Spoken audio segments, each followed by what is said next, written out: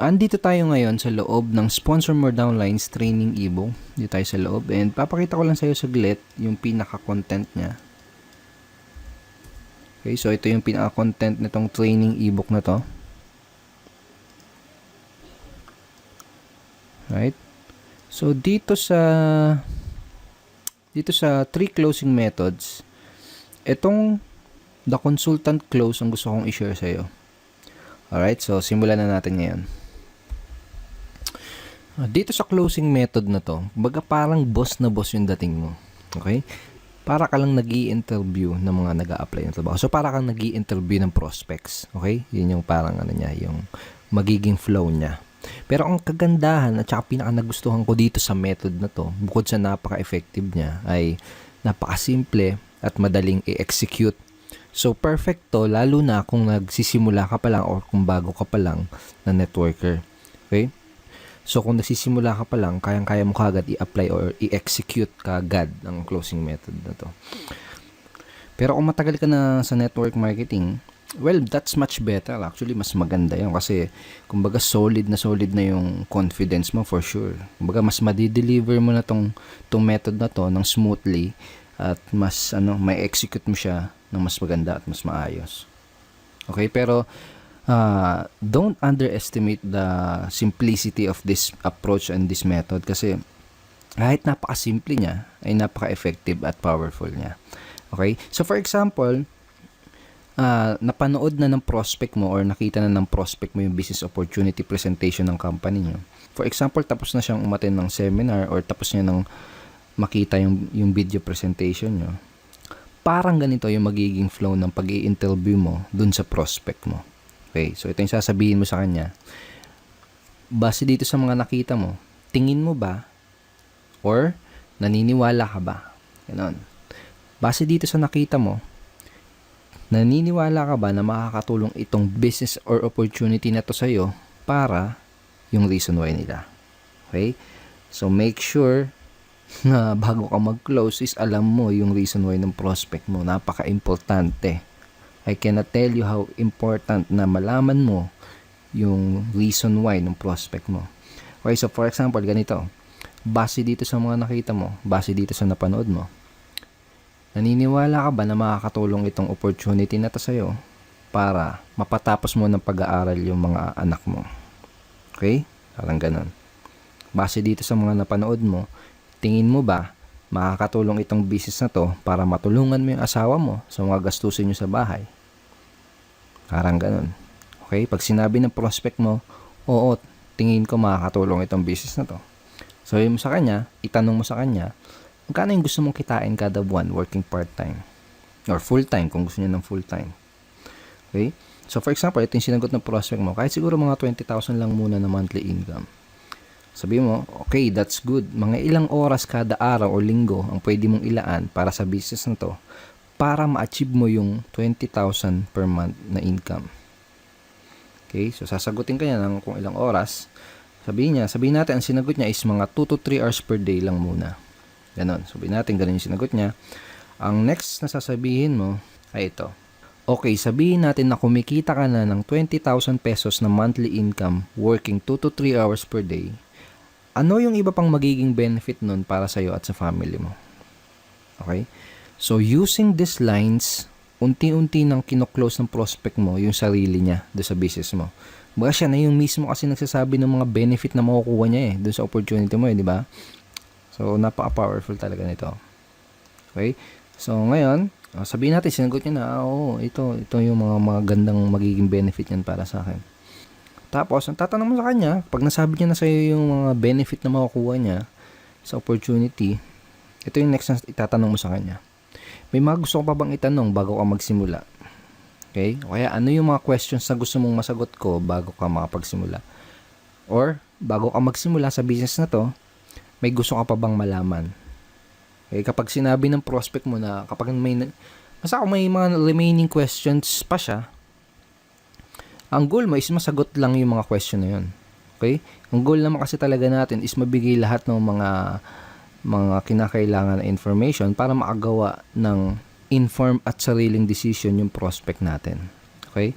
So, for example, may objection pa siyang natitira, kung may question pa siyang natitira, ang goal mo lang is masagot yun. So, make sure na napanood mo din yung video training number 2 natin dahil tinuro ko sa iyo yung mga tinuro ko dun sa video training na yun kung paano mo sasagutin yung mga most common MLM objections.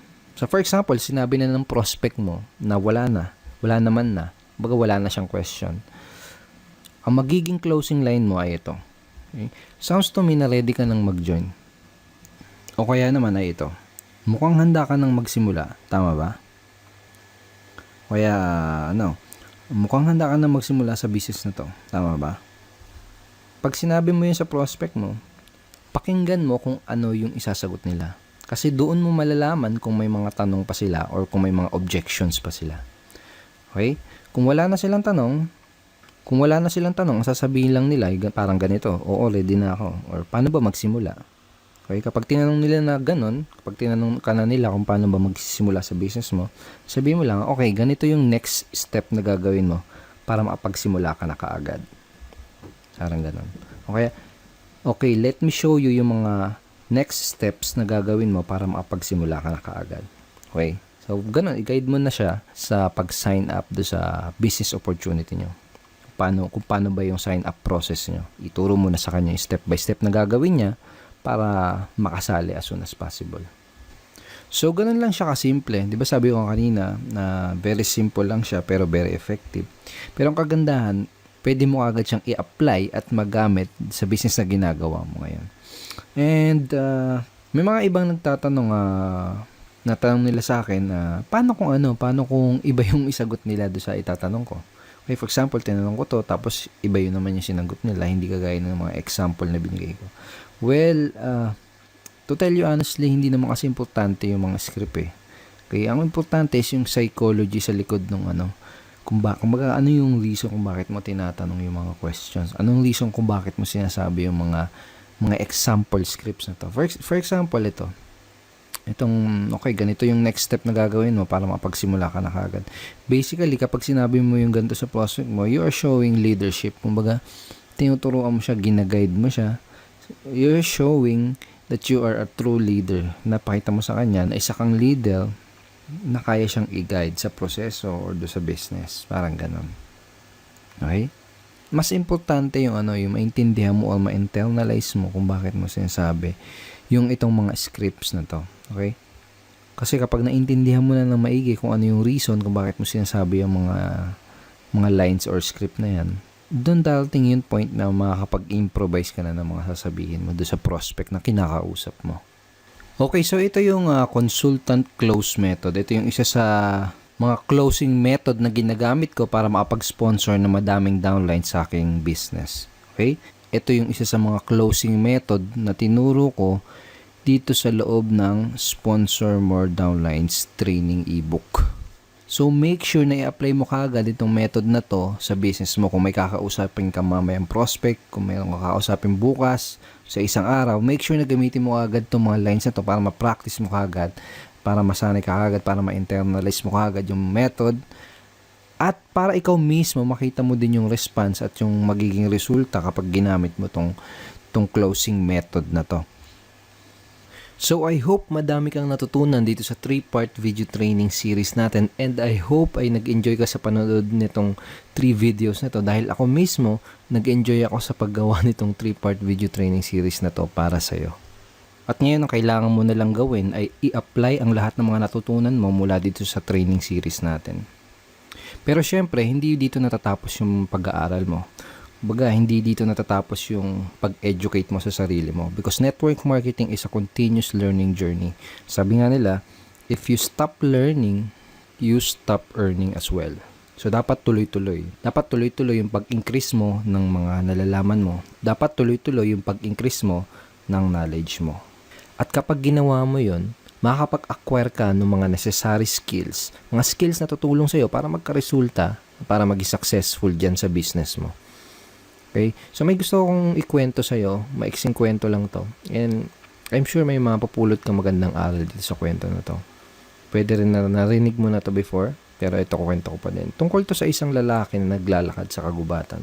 So, naglalakad siya sa gubat. And habang naglalakad siya, may nakita siyang isang mangangahoy na nagpuputol ng puno. Okay? Nakita niya yung mangangahoy na yon na pagod at hirap na sa pagputol ng puno.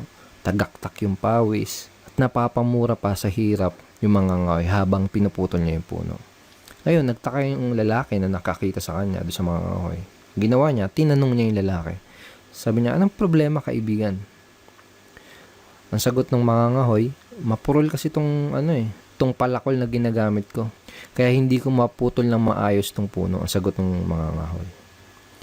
Sabi ng lalaki, bakit hindi mo hasain yung palakol mo? Ang sinagot sa kanya ng mangangahoy, mahihinto kasi ang pagpuputol ko ng puno kapag ginawa ko yon. Mahihinto ako sa pagputol ng puno kapag hinasa ko tong palakol ko. Sagot ng mangangahoy. Sabi ng lalaki, pero kung hahasain mo yung palakol mo, mas magiging mabilis at mas madali ang pagputol mo dyan sa punong yan. Ang sagot ng mangangahoy, wala kasi akong panahon para huminto Habang mas lalo siyang napapagod doon sa ginagawa niyang pagputol ng puno. Habang mas lalo siyang pinagpapawisan doon sa pagputol ng puno na yon. So napailing na lang yung lalaki tapos naglakad na lang siya papaalis. Iniwan niya na lang yung mangangahoy. Maraming mga networker ngayon ang kagaya ng mangangahoy dun sa kwento. Karamihan ay hataw lang ng hataw.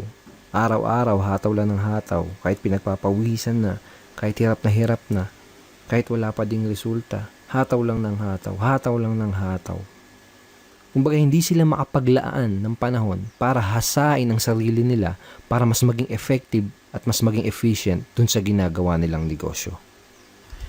Now I want to congratulate you. Dahil the fact na pinapanood mo ngayon ang video na to, katunayan lang yan na gusto mong maglaan ng oras at willing kang hasain yung sarili mo. Willing kang hasain yung mga skill mo. Pinatunayan mo sa sarili mo na willing ka talagang maging successful. So congratulations. Tama yung ginagawa mo. Pagpatuloy mo yan. Once again, thank you very much for watching our training video series.